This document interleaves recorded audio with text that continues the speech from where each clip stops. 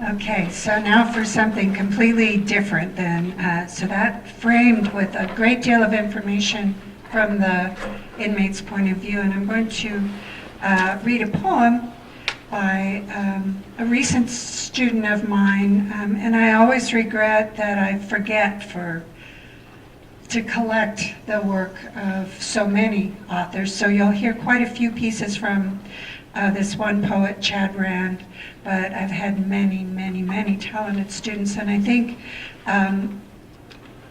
although the program through Extended Studies focuses on many different degree plans, a lot of business and things like that.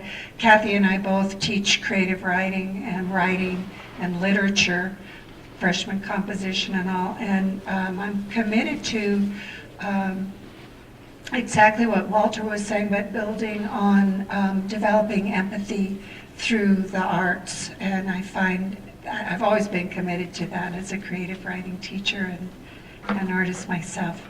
So I remember when I first talked to this group about, well, Chad Rand's pretty much rated R and sometimes X, what do you think? And it's like, hey, this is university, so here you go.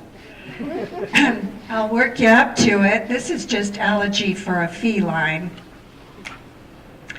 But sex and death are very, very close to most inmates, right? So, elegy for a feline. When my cat Felix died, I found him on the floor outside the kitchen. He'd collapsed on his way across the den trying to get to my bedroom.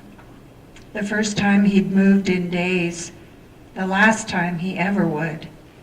He was stiff as a hammer, his toothless jaw stretched open in a half-made smirk or yowl, his eyes glassed open, his fur nappy and flat, his muzzle cold and dry.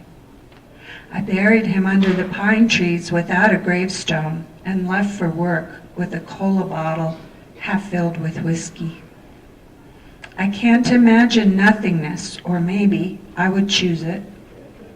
The thought of being a corpse is the scary part. I don't want to get rigid and rot, letting worms and germs digest what was me, or take the chance there isn't nothingness. That's the real rub, of course. The prospect of suffering more, even if I can't fathom worse.